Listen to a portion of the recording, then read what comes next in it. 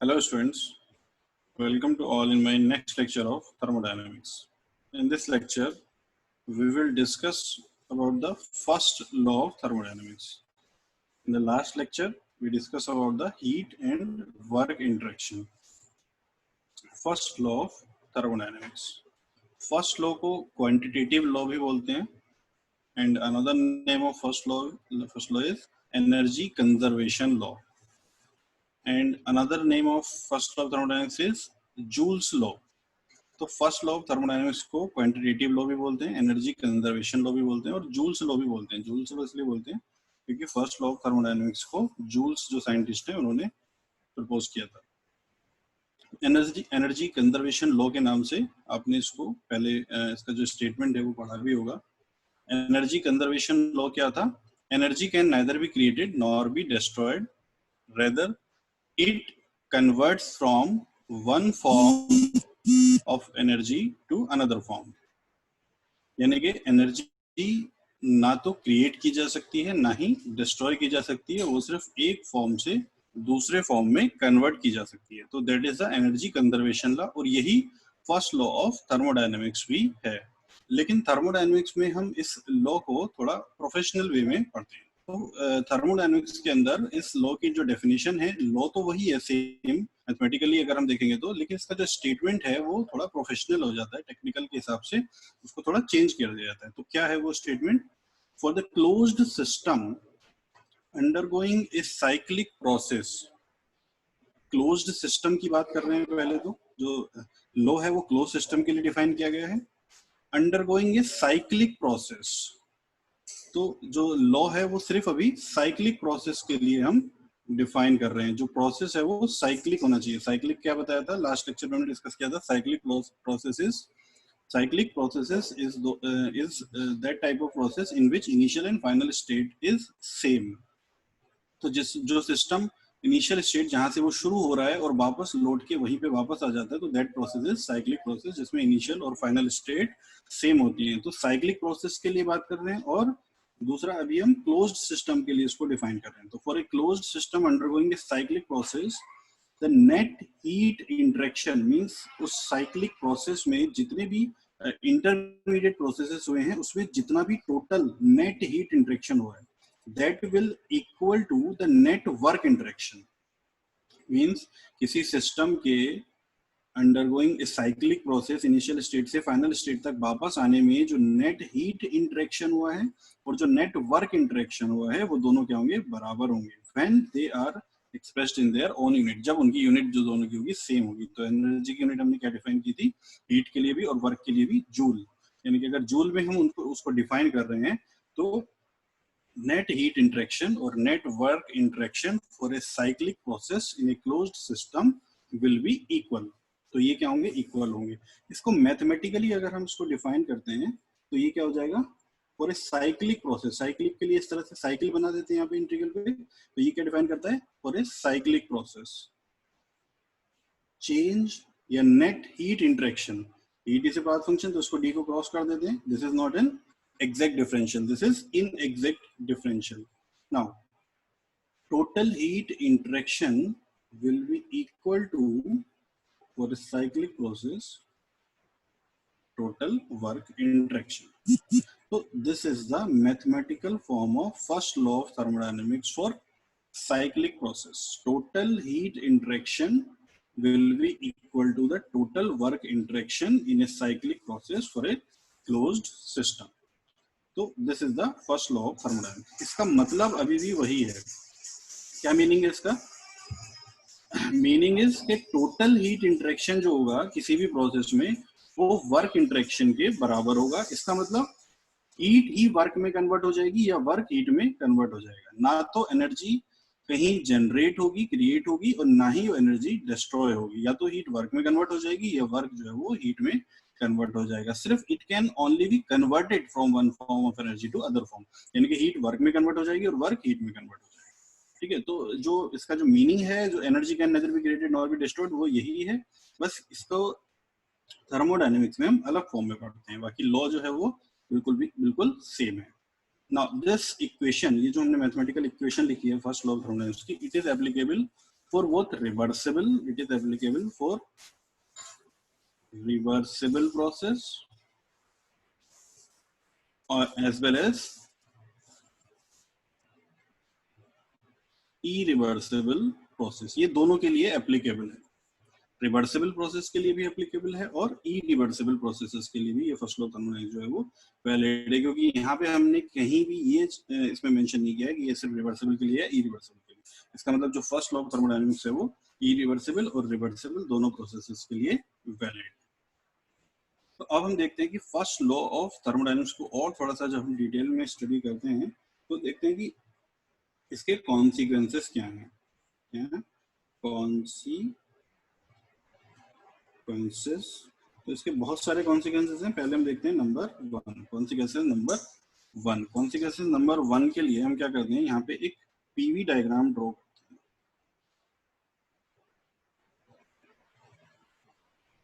और इस PV diagram में हम 2 पॉइंट मार्क करते हैं. 1 state, 1 equilibrium state and 2 equilibrium state. Now from equilibrium state 1 to equilibrium state 2, we define a process from reaching state 1 to state 2, defining a process called A, and returning from state 2 to state 1, defining a process which is B. Process which is B, and also it can return from another process which is C.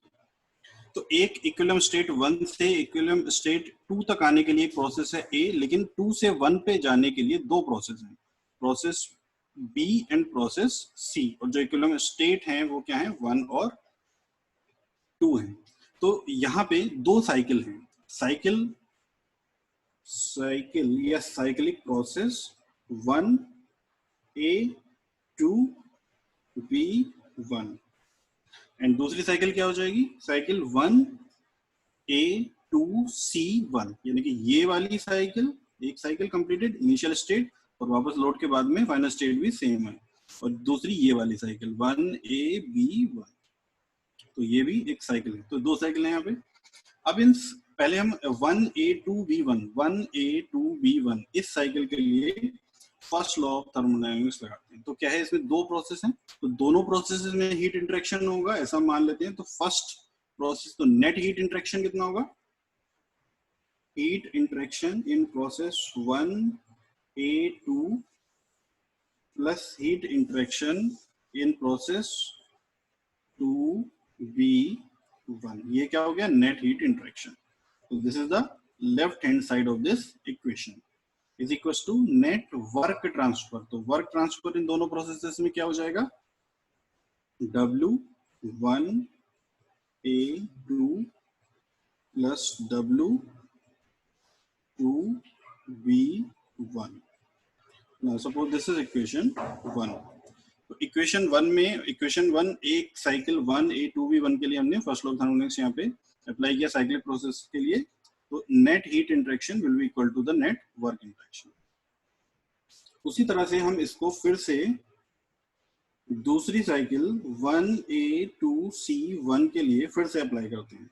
तो उसके लिए क्या हो जाएगा, 1A2 plus Q2C1, क्योंकि इस बार जो returning path है वो C है, W1A2 plus W2C1.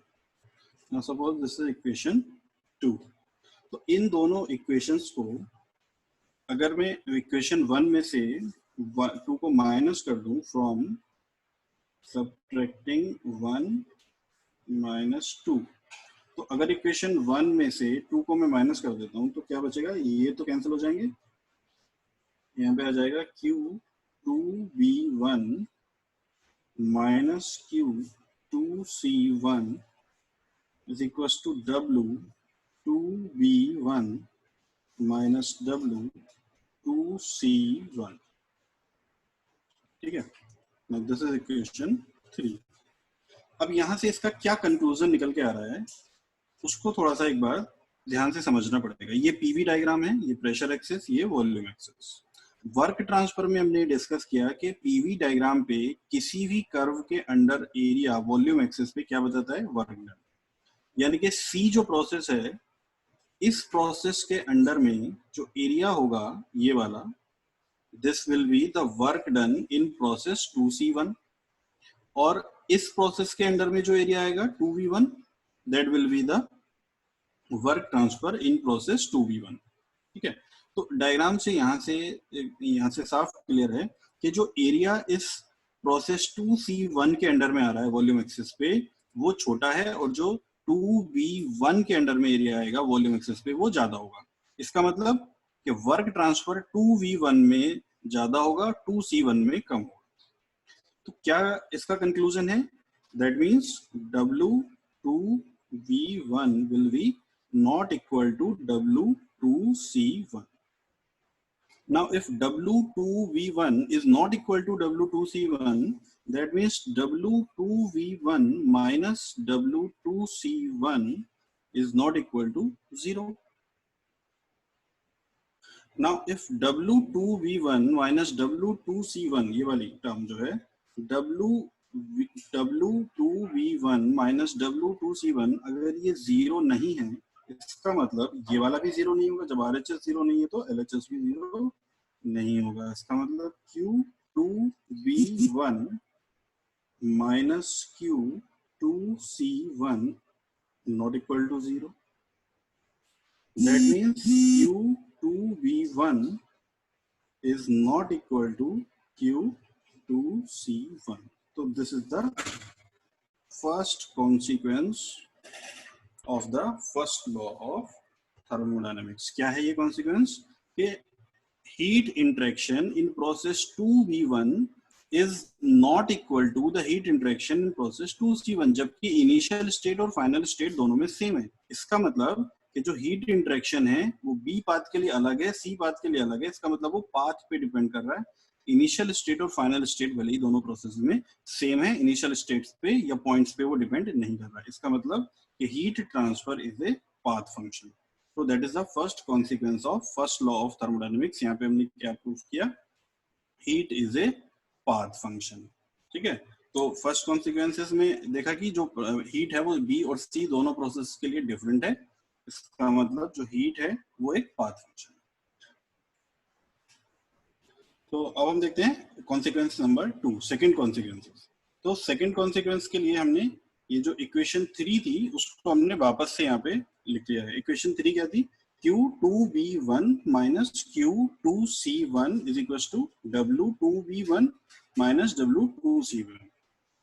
Q2V1 इस प्रोसेस में हीट इंटरेक्शन माइनस इस प्रोसेस में हीट इंटरेक्शन, दोनों की डायरेक्शन सेम है। W2V1 माइनस W2C1, तो दोनों की डायरेक्शन यहाँ पे सेम है। अब हम क्या करते हैं कि जो सेम प्रोसेसेस के लिए हीट और वर्क इंटरेक्शन है उनको एक साइड ले आते हैं, और जो अनदर प्रोसेस के लिए हीट और वर्क इंटरेक्शन है उनको एक साइड ले जाते हैं। Now Q2V1 minus W2V1 will be equal to Q2C1 minus W2C1। तो इस इक्वेशन में दो टर्म को, इधर W2V1 को हम इधर लेके आ गए हैं, और ये जो Q2C1 था उसको इधर ले गए हैं RHS में, राइट हैंड साइड में ना। अब ये इक्वेशन बन गई। अब ये 2V1 दोनों प्रोसेस के लिए है, इसको हम इस तरह से भी लिख सकते हैं, Q minus W for process 2V1 is equals to Q minus W for process 2C1। तो Q minus W for 2V1 and Q minus W for 2C1, और दोनों बराबर हैं। इसका मतलब heat and work both are path function and both do not depend on the path, but इन दोनों का difference Q minus W जो दोनों का डिफरेंस है वो B पाथ के लिए भी सेम है और C पाथ के लिए भी सेम है। तो जितना Q minus W का जो डिफरेंस है, जितना इस B प्रोसेस के लिए होगा उतना ही डिफरेंस C प्रोसेस के लिए भी होगा। इसका मतलब वो प्रोसेस पे डिपेंड नहीं कर रहा। अगर मैं यहाँ से एक और D प्रोसेस बना देता हूँ तो उसके लिए भी वो सेम ही होगा। तो इन दोनों का जो डिफरेंस है Q माइनस डब्ल्यू का, वो B के लिए भी सेम है, C के लिए भी सेम है। इसका मतलब वो पाथ पे डिपेंड नहीं कर रहा है, वो सिर्फ इन दो स्टेट्स पे डिपेंड कर रहा है, equilibrium state 2 and equilibrium state 1। इसका मतलब इन दोनों का जो डिफरेंस है वो क्या है, एक प्रॉपर्टी है, एक पॉइंट फंक्शन है, जिसको हम डिनोट करते हैं DE से। DE क्या है, चेंज इन एनर्जी, क्योंकि देखो Q is an energy, heat is an energy, W is an energy, तो इन दोनों का जो डिफरेंस है वो भी क्या होगा, एक एनर्जी की ही फॉर्म होगा। इसको हम डिनोट कर रहे हैं DE से। DE क्या है यहाँ पे, DE से हम इसको डिनोट कर रहे हैं, जो कि पाथ पे बिल्कुल भी डिपेंड नहीं करेगा। तो इसका मतलब DQ minus DW is equal to DE। अब यहाँ पे इस D को क्रॉस नहीं करेंगे, because it is a point function, it is not a path function. ठीक है, तो ये क्या होगा, जितने भी पॉइंट फंक्शन है वो क्या है, एग्जैक्ट डिफरेंशियल है, इसलिए हम D को यहाँ पे क्रॉस नहीं करेंगे। तो DE, अभी DE क्या है, DE इज द एनर्जी। कौन सी energy, now DE is the energy of the system which is the sum of kinetic energy plus potential energy plus internal energy। तो E क्या है यहाँ पे, E is the energy of the system which is the sum of all the forms of energy। all the forms of energy means all the microscopic energy and all the macroscopic energy। तो किस किस तरह की और energy होती है system में, kinetic और पोटेंशियल एनर्जी होती है सिस्टम की। अगर उसमें कुछ वेलोसिटी है तो पोटेंशियल एनर्जी होगी, और कुछ हाइट पे है तो, सॉरी, अगर उसमें वेलोसिटी है तो काइनेटिक एनर्जी होगी, कुछ हाइट पे है तो पोटेंशियल एनर्जी होगी। ठीक है, तो ये सारे क्या है, मैक्रोस्कोपिक, ये मैक्रोस्कोपिक फॉर्म है। और इंटरनल एनर्जी क्या होती है, internal energy is the energy due to the temperature of the molecules. तो ये क्या है, microscopic, internal energy is the microscopic। Now DE is the total energy। total energy is the sum of all the microscopic and all the macroscopic forms of energy। और भी तरह की microscopic और macroscopic forms of energy इसमें होती है, लेकिन उनको जनरली हम कंसीडर नहीं करते हैं, जैसे वाइब्रेशन एनर्जी, इलेक्ट्रॉनिक एनर्जी। तो इस तरह की एनर्जीज को हम यहाँ पे ऑलरेडी नेगलेक्ट कर चुके हैं। लेकिन अगर सिस्टम में कुछ वेलोसिटी है तो काइनेटिक एनर्जी होगी, और वो कुछ हाइट पे है तो पोटेंशियल एनर्जी होगी। लेकिन अगर ऐसा नहीं है, ना तो सिस्टम में वेलोसिटी है और ना ही वो किसी हाइट पे है, तो काइनेटिक और पोटेंशियल एनर्जी को भी नेगलेक्ट कर सकते हैं। Now if kinetic energy and potential energy is neglected, तो ये DE क्या हो जाएगा, DE will be equal to DU, which is change in internal energy। DU is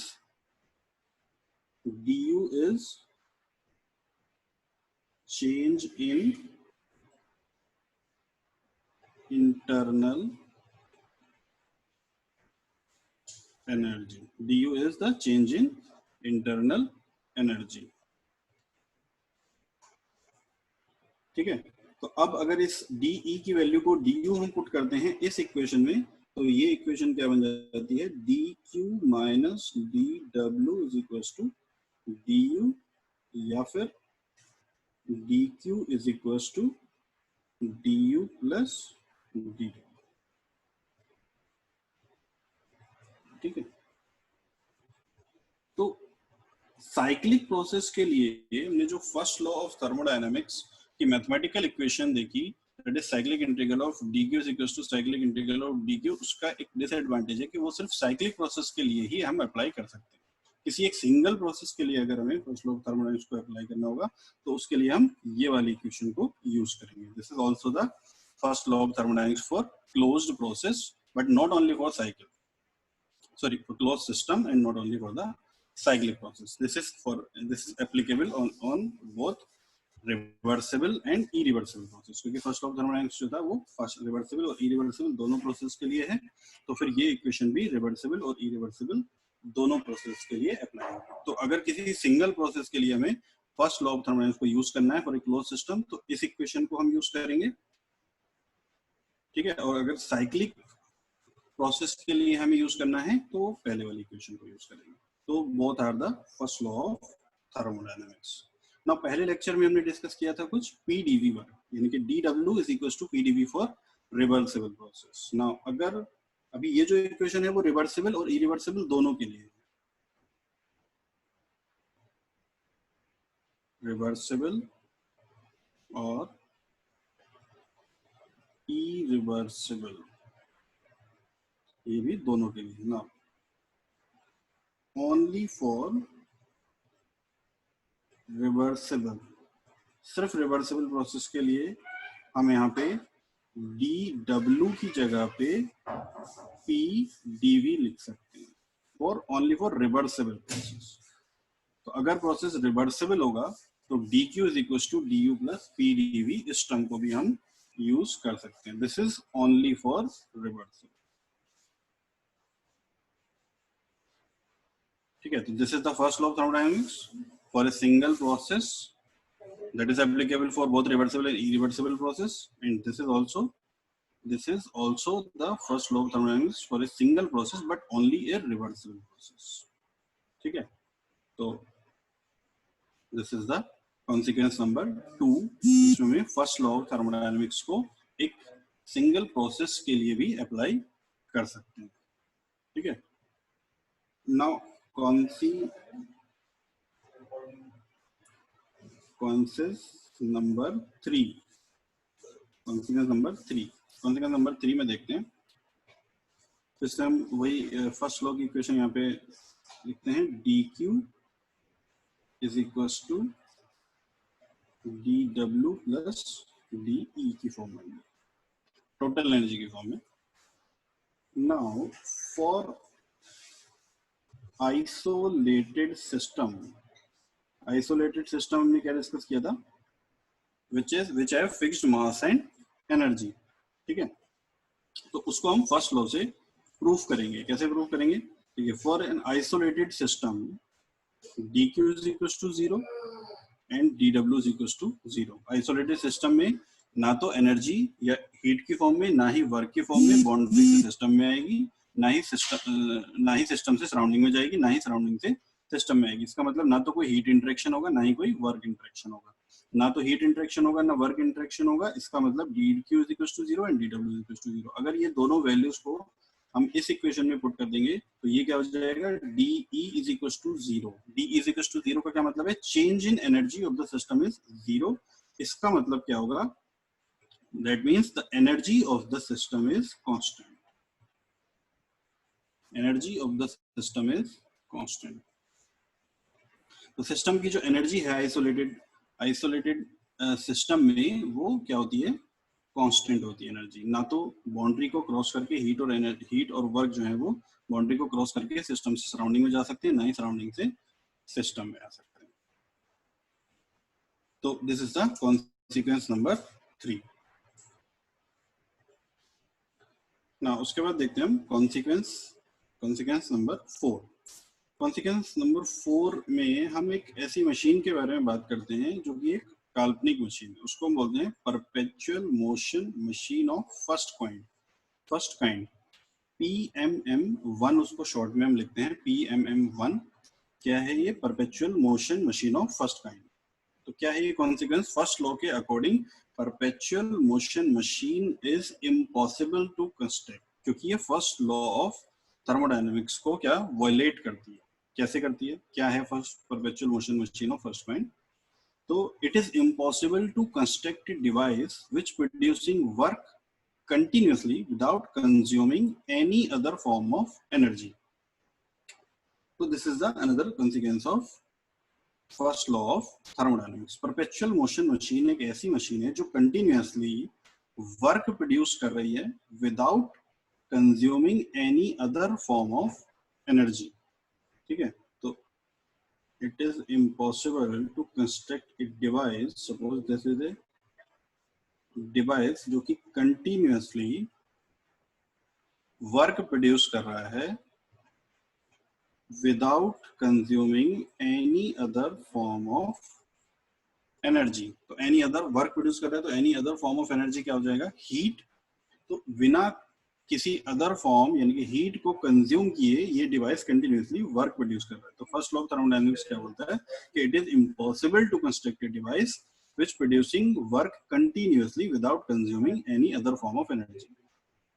तो बिना किसी अदर फॉर्म ऑफ एनर्जी को कंज्यूम किए कोई भी डिवाइस कंटिन्यूअसली वर्क प्रोड्यूस नहीं कर सकता। That is the consequence of first law of thermodynamics, क्योंकि इससे first law of thermodynamics violate हो जाएगा। क्योंकि फर्स्ट लॉ ऑफ थर्मोडायनेमिक्स के अकॉर्डिंगली क्या होगा कि किसी भी साइक्लिक प्रोसेस में total heat interaction will be equal to the total work interaction. अब यहाँ पे हीट इंटरेक्शन तो है ही नहीं, सिर्फ वर्क इंटरेक्शन ही हो रहा है। तो इसका मतलब जो फर्स्ट लॉ ऑफ थर्मोडायनेमिक्स है वो वायलेट हो रहा है। तो perpetual motion machine of first point क्या है, it is impossible to construct because it violates the first law of thermodynamics. तो क्लियर है first law. Perpetual motion machine क्या है? Perpetual motion machine is a device which producing work continuously without consuming any other form of energy. और first law of thermodynamics बोलता है कि it is impossible to construct a device which producing work continuously without consuming any other form of energy. इसका मतलब first law of thermodynamics बोलता है कि perpetual motion machine of first kind is impossible to construct. So these are some consequences of first law of thermodynamics. तो इस video में इतना ही। Thank you, have a good day.